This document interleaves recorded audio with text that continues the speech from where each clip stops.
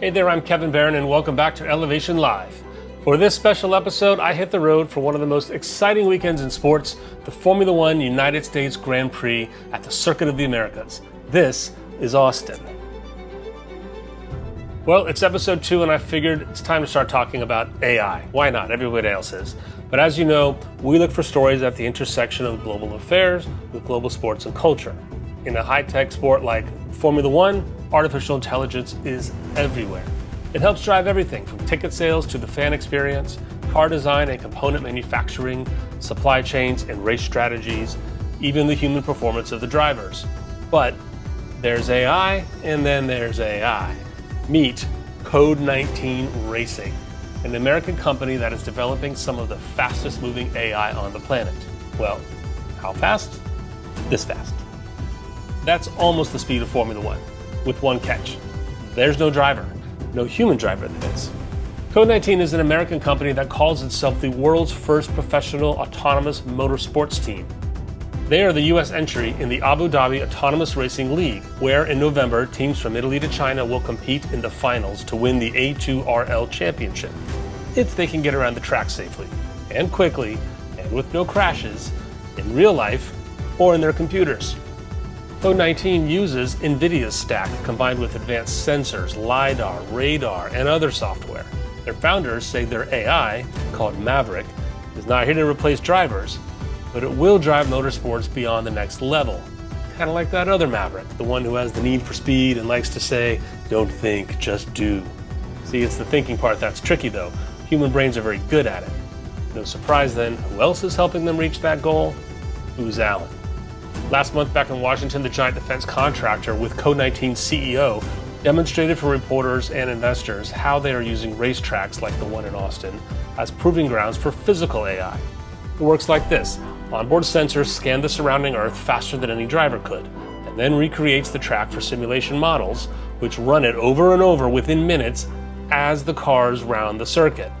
Not long ago, that process would take months, said Booz's chief technology officer, Bill Voss. No surprise, Booz has another customer keenly interested in these high-speed precision calculations, Voss's former employer, the Pentagon. The military has sought faster and better human-machine interfacing for years, since that drone era made it clear that human brains aren't quick enough to process so much incoming data. Code 19 has an on-device AI that receives and synthesizes data from autonomous systems at F1 race speeds, and then alerts its human operators to decisions they need to make coming up the road. In Austin, after the F1 race, Code 19 demonstrated similar technology for the US Army, one where autonomous systems can alert and inform frontline soldiers right through their earpiece. That is, if they trust the machines. AI developers want to convince the Defense Department to make it easier for troops to experience new autonomy that has typically been available only to elite forces. In the real world, it's more about convincing you to trust a robot car enough to step right in without hesitation, the same way you would walk onto a commercial airline. We sat down with O.G. Wells, Code 19's co-founder and COO, for a conversation about the future of autonomous vehicles, robots, and our very transportation networks. So with robot Waymo taxis circling outside the Shark Tank waiting for me, here's our conversation. AI and autonomous racing. Look, I was so excited to get a chance to meet you and talk to you about your company and kind of help introduce you to maybe some people out there, because Elevation is, like we said, we're all about trying to blend global affairs and global sports and culture, and you guys are right in the middle of it. You're an AI and autonomous racing league company.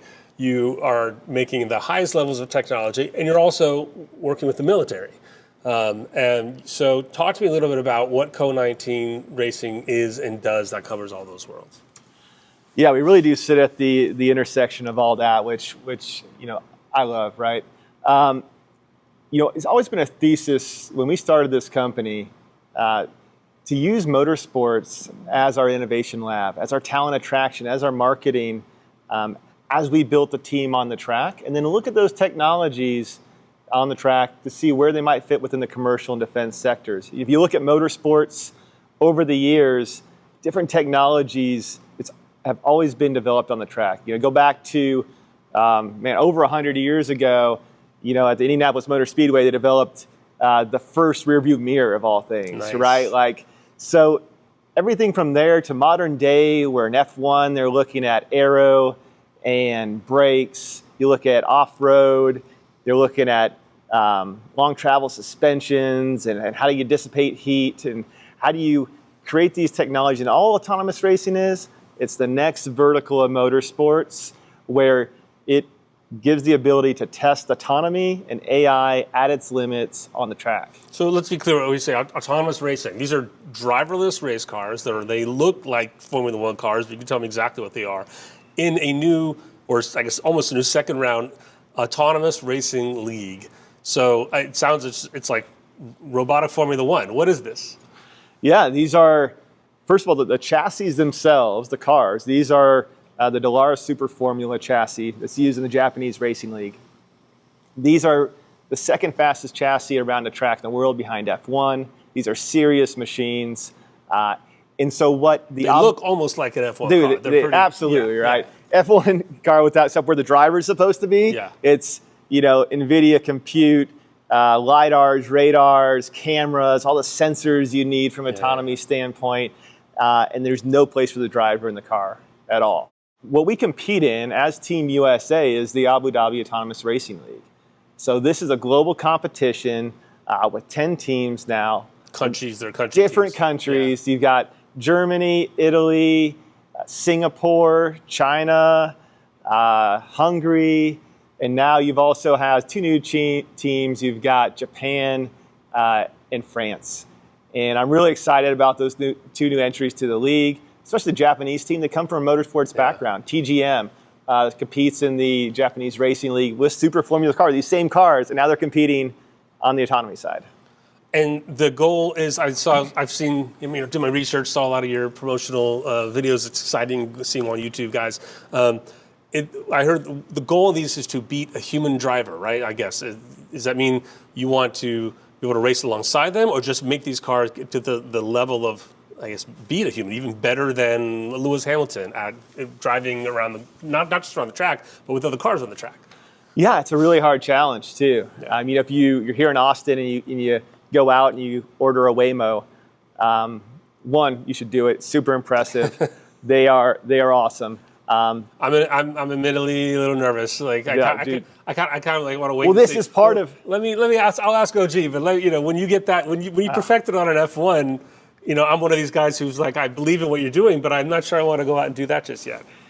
Well, go out and do it, because then you'll experience it. You'll trust it. It's all about getting trust here. I think that's one reason that we're racing, right? We want to showcase this to the world and showcase what autonomy can really do at its limits. And it's a different challenge, though. The robotaxis have a very much more complex environment they have to deal with. They have other cars, people, pedestrians. Who knows what's going to happen out on the street of Austin? Yeah. It's got to react to that. Our challenge is different, but no less difficult, right? So we don't have as much complexity in terms to things coming out on the track that we have to be aware of, but we're trying to not just be better than the average American driver, we're trying to be as good or better than an F1 level driver. So the best of the best in the entire world. And so that is a very hard standard to hit. And like this human versus AI thing is an amazing way to think about it. It's like they already in season 1 of A2RL, they showcased Danny Kvyat, a former F1 driver, and at that time, the most advanced racing software. And Danny was a lot faster, right? Yeah. But as we get into season 2, you'll see November 15th is the race. I'm sure there's going to be an AI versus machine showcase there as well. It's going to be a lot tighter. Man versus machine, yeah. I mean, we were talking earlier. I said when I first thought of that, man versus machine, I thought of those old black and white films of like the horse running next to the open cedar car, maybe on like Daytona, is who could go faster. And then years later, it's a car versus, a fighter jet on the runway, seeing who could go faster. It seems there's always these, there's always a comparison of what's the better next technology. Do you feel like you're fighting that, or are you getting more like of a open arm reception to it? One of the first questions we'll get is we get two things. We get, where's the driver? What fun is it without a driver, right? And the reaction to What that. fun to watch or drive? Well, Like as a fan? yeah, as a fan, Yeah. like why? Yeah. Why watch an AI car, right? I mean, it's a real question. Yeah. It's a real challenge, right? So there's a couple things that, the league and we've done for that. One, there's an avatar for every car, right? It's like something to connect with, right? But I think the more interesting story is actually the human element behind how we make the car go fast around the track. Like, these are real, like, super smart engineers. They're real people. And when we're pushing on the track, they have the same emotion and challenges as that driver that's out there. Now, how do you take that to the superstar kind of level? I believe that, as we elevate autonomous racing, what we need is those all-star celebrity technologists that are out there to come in and be the team principal of those teams. You need like Adrian Newey or like Christian Horner. You need like Drive to Survive personality. Right, the Christian Horner stuff, it's Elon. That's right. Right? That's right. We need those lead technologists to come in and be that superstar, because that's who people can connect with around the team. So that's one way, we're getting off that challenge. The other, when you talk about, there's this competition between human and machine, right? You think back to Gary Kasparov in Deep Blue back in the late 90s, right? Yes. And that's the other thing we get is, well, are you trying to replace humans? No, we're trying to make humans better. When Kasparov lost, that was not the end of chess, right? That was really, in some ways, just the beginning of this acceleration of chess, where everybody had an AI, this grandmaster they could compete against, and it's only made the humans better over time, and we believe that'll happen in autonomous racing as well. Well, that's one of the questions I had when you were speaking earlier of why. I mean, I know lots of people that have been working on driverless cars and as a problem and as a goal. Why do you need to go to the F1 level of it? Is this just for fun, or are there real applications that you're going to learn that I'm going to end up seeing on my road car 3 years, 5 years, 10 years from now? With that, I think one of the first things you'll see is advanced safety features. So you already have these ADAS in a lot of cars. Everything from automated braking to adaptive cruise control to passing and full autonomy, right? Cars already exist. You can hit the button, pull your hands off the wheel. Yeah, so you're going to see some advancements there. But the main thing is, like, when things go wrong and the car needs to react very quickly to get you out of a situation, even if you're the one driving, it's not a fully autonomous car, but where it can take over and get you out of a tricky situation, that's the type of technology we're working on, is how does the vehicle perceive at really this superhuman level and then react while still maintaining, control of the vehicle, and be able to avoid the obstacle. You think about on the track, the same thing. We've got to be able to perceive all the other vehicles. We got to estimate their trajectory of what they're going to be doing. We have to understand the state of our vehicle, and you have to be able to react at 150 miles an hour within a few inches. That's all. Yeah. I mean, the vehicles have to know what each other is doing. Yeah. Right. That seems insane to me. That's the difference between, one car having AI being able to perceive everything around it in real time, in real speed, versus a million on a traffic jam between Washington and New York City on a snowy day with road hazards and everything else about it. I mean, how far are we? Is that a plausible future, that there's full autonomy in cars going forward, or is that like still Jetson's future? No, I think that reality is coming pretty quickly. Yeah. In some ways, you're talking about interstate travel, through autonomy. It's there in a lot of ways, right? I think we got to figure out some of this, like, insurance and regulatory pieces of it. But one of the things that's going to people don't know how to drive, they got to know who to sue, right? There's a lot going on right there. That's a real problem, right? But I think what you're getting at is how do you improve that safety so everybody can go fast down the interstate very safely in a controlled manner. And I really think that's vehicle-to-vehicle, V2V communication. Vehicle to vehicle. Yeah, so what that's doing is that every vehicle is sending what it's doing to the vehicles in front and behind it, so that the car doesn't have to, the other car doesn't have to perceive what's going on through sensors. It's automatically getting fed exactly what's going on. So when that brake is pressed, it knows the brake is pressed, right? And so once you start doing that, you can really convoy, down the interstate, save, save energy. I can't gun it and pass the guy in front of me like I want to. Maybe y'all be going fast enough. You have to worry about. We'll But what you could be doing though, Good answer. is like getting some work done. Right. Making some calls, and not worrying about whether you're being so American distracted. of us. Like, there's more time to work. The Italians are doing it because they can have some more cappuccino and relax, enjoy life. We're going to work hard through it all. Exactly. I'm just kidding. Italians, I love That's what I was thinking. I just drove down here to Austin because we've got a bunch of equipment that we're getting ready for a military demonstration with the Army Futures Command next week. And I was thinking about that. I'm driving 17 hours down. I was like, why? I can't wait for the day. You don't have a car that drives itself? Yeah, not yet. Not yet. I asked OG to meet me at Austin's cool Capital Factory. It's like a Shark Tank hub that links technologists with investors, including the US government, and it is intertwined with the national security mission. It also holds a place in my heart. I was last at Capital Factory as a Pentagon reporter covering Defense Secretary Ash Carter's visit there in 2016. Carter was a nuclear scientist, and he used his time as SecDef on a personal mission to enlist the new generation of technology wizards and their private funders to work together with the Pentagon, improve government and our national security. Code 19 is doing just that. I want to talk about the culture of AI that we're in, and again, you're just the perfect example of working in the middle of, military-grade, high-speed AI and data computation and all the machine learning that goes with it. The commercial version of it, applications where that might change, private investors, VC investors, the fun of global sport.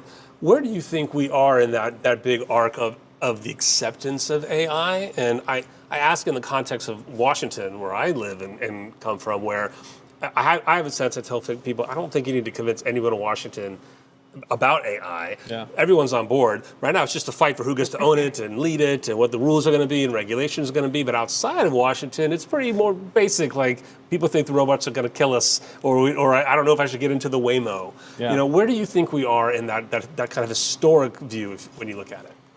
Well, I think we're, on the technology adoption curve. We are, we're past the early adopters, right? I think they're in, like you said.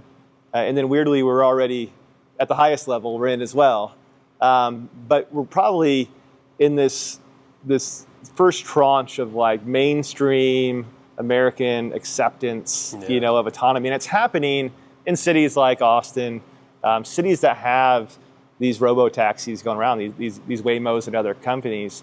I think that's because they can experience it, right? It's not just this thing that's talked about that's out there. They can actually step into it, to the physical vehicle, when they get brave enough, or their buddy told them that it was a great experience. And once they've done that, I think that's what's really going to accelerate. It's got to be something that is in their daily lives. I think I flew here today on 2 aircraft, and I thought there must have been a time when people looked at an airplane and went, "You're out of your goddamn mind if you think I'm stepping on that." There still are people, right? There's still little people someday. There's still other people. But most people who fly don't think anything of it, right? Exactly. Especially if you fly a lot like probably you and I do. You don't think anything of it. You know what every sound on that thing is. It just becomes automatic. How far into the future do you think is that world where people just step on it with the same kind of ease that they step onto the subway in New York City? I think it'll come quick once we get the mass of the availability of the systems. So once every city has robo-taxis, I think you're gonna see it. It's just like anything else in human nature. There'll be a couple years of fighting it, and then it'll just be accepted. You guys also, especially with like acceptance, you told me you work with high school kids, I believe, young adults coming out of Detroit. These are kids who want to be coders, who want to be engineers, working in F1. Tell us about that program and what you're learning from that next generation. Yeah, so there's autonomous racing, right? We're in the premier league in the world, the Abu Dhabi Autonomous Racing League. But there are other levels of autonomous racing and robotics. Really, this league is just an evolution of the robotics programs that your kids and many other kids have probably been a part of in middle school and high school. And as that's grown, those kids have gotten up into college. Now they're working professionals, and some of them are working for our team, right? So now they're in autonomous racing. They're just taking it to the next level. What we've wanted to do is make sure that we're giving back to help develop that talent ladder, not only for those kids that are going to want to be part of our autonomous racing team in the future, but also those that are just building the future workforce. And so we have the Autonomous Racing Foundation. The Autonomous Racing Foundation has been working with the Boys and Girls Club of Southeast Michigan, that's Detroit, and classic, right? Dude, Motor City, yep. Like they get it, and some of the OEMs in that area have funded their mobility club that they have there. So they have this mobility club, and it provides leap ahead opportunities to those youth. And one of the leap ahead opportunities was to train with us and come to Abu Dhabi and race 1/8 size autonomous cars. And so we helped train them up, for a semester, and then they came to Abu Dhabi, they competed internationally. What an amazing experience. Those kids are going to go back, not only have a great new bullet for their college applications, they're going to have an opportunity and the confidence to really continue down this road. And so we've gone beyond that now. Now we've implemented a middle school program, a high school, and then there's a collegiate autonomous karting series as well. So there's a whole ladder series, if you can imagine it, in autonomous racing. With these kids, what do you think motivates them, or this generation, to want to get into coding and STEM education? Is it are they tapped into it's just where the jobs are? It's like everything is AI. It's all around them, so it's just like breathing air. It's inherent. Do you have a sense of that? Well, we like to think it's competition, right? I mean, so whether it's the robotic challenges or autonomous racing, those kids want to be part of a competitive environment. And what does sports give you? It gives you confidence, and this is like what you said from the beginning. This is this mix right at the of sports and tech. And this is the true definition of that is working in autonomous racing. And really that's what I've seen. So when we talk to these kids after they go through it, they just say, I didn't think this was something I could ever do. Wasn't confident when I started. When they come out of it, like their world's changed in terms of their outlook of what's available to them. Oh, that's good to hear. I mean, you came up for the military. You're a veteran yourself. How did your military experience lead you to this? Were you a coder and a joystick operator, or what was the leap to get you into autonomous racing? Man, I just love building cool stuff with cool people. I mean, that's people ask me this a lot, that's a right? ground pattern answer. And that's there's a lot of truth to that. Like crashing into walls, There's a lot of truth to that. But in the Army, I was a tactical intelligence officer, so Army intelligence officer operating, at the tactical level. And, when you're there, it's all about like how do you create data, right? How do you observe the world around you? How does that get in and get analyzed? Mm-hmm. And then how do you decide what information is needed to make the right decision? And as we have evolved, in my career, I went from there, and then I actually went into sports. And so I worked in the sports technology field, did the same thing in the NCAA and with the NFL, like helped optimize their data feeds, data collection, distribution, decision-making, commercialization of those feeds. And then so when we've got into autonomous racing, it's really, to me, it's the next evolution of that, right? It's working with a small team, talented, going and competing, a lot of similarities to the defense world there. And then if we talk about our first technology that we're taking off the track is Maverick AI. And what Maverick AI is a live decision intelligence tool that operates on the edge on device. So what it does is it takes in all the feeds from the autonomous systems. When I mean that, I say the drones in the air and the ground systems on the ground. And it feeds that information back into a body-worn compute where our AI models sit on for the soldier. It synthesizes down all that information coming in from dozens of different autonomous systems that are supporting the soldier. And based on the mission context of that soldier, it tells them what they need to know, when they need to know it. And it also allows them to then retask and communicate back to the autonomous systems like they're a teammate out there. So it helps build that trust. They understand what that system's doing. It understands if they tell that system to do something else, that it'll react. And so really at the edge, it helps this trust and collaboration. So that sounds like the same kind of thing, the same kind of steps and data that comes in on the racetrack for your engineers and teams as well. Yeah, like what is coming from the track to the soldier that's similar. Yeah, so that's actually how we developed that technology. We had this need on the track.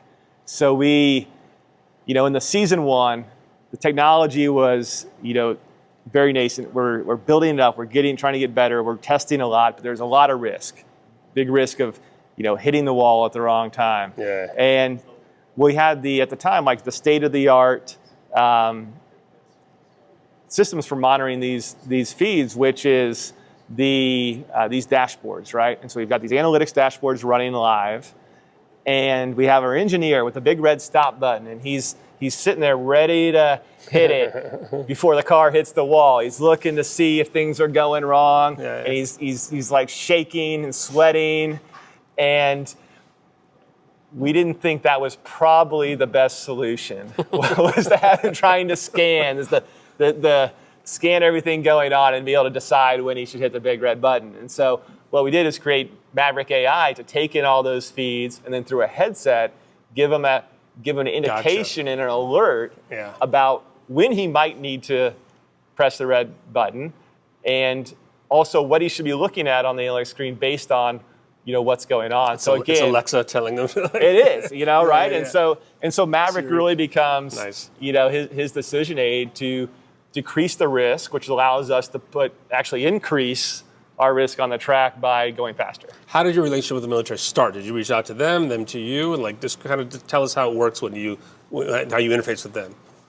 Yeah, we were actually down here in Austin at a track day out at Circuit of the Americas, and having come from the military, knew some people, and they introduced us to a team at the Army Applications Lab, and that's here, right, in Austin? Here in Austin. So what else is there? Army Futures Command is here. Yeah, Army Futures Command, which just got changed to the Army Transformation Command, but I probably don't have the full name right. I'll double check that. And DIU, Defense Innovation Unit. Defense Innovation Units down here. There's a real hub for it. Army Applications Lab, Naval X, pretty much any of these innovation front doors for DoD are here at the Capitol Factory, which is why really this is our second home. They go out to the track and we see it. Had them come out to the track, see what we were doing, talk to them, and really that's just started a process where now next week we're going to be doing a final demonstration for the Army Futures Command, the Army Applications Lab of Maverick AI, that interface between the autonomous systems.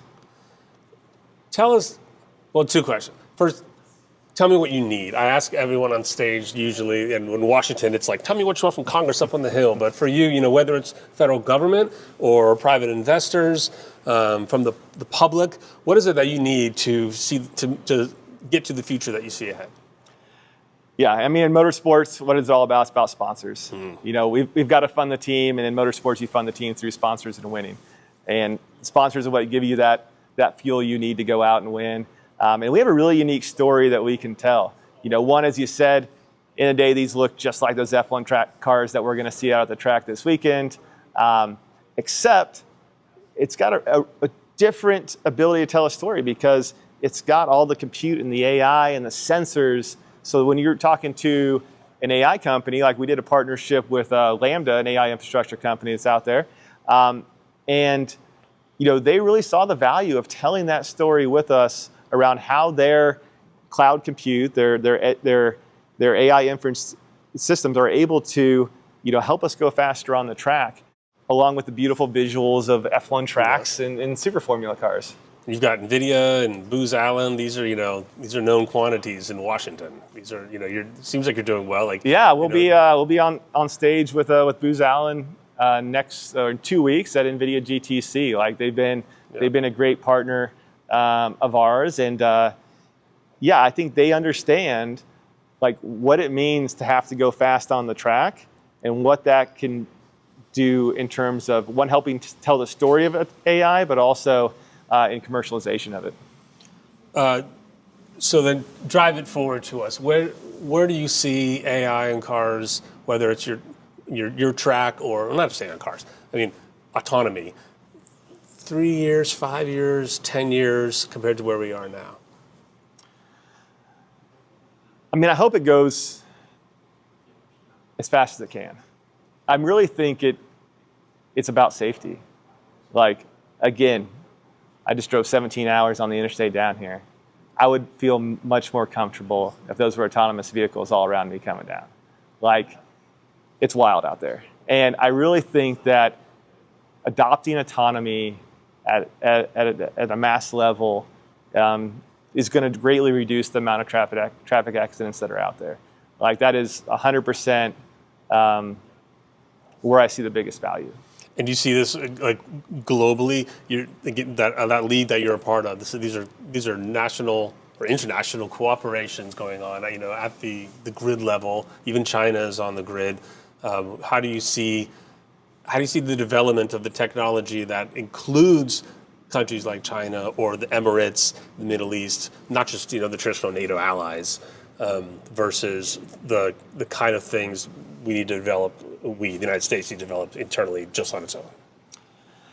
Yeah, so it is a great opportunity. I miss tech diplomacy, the sports diplomacy. You're out there with all these other countries, and at some level, you want to see everybody be successful at a certain level because you want it to be good racing, right? Everybody's got to be at a certain standard.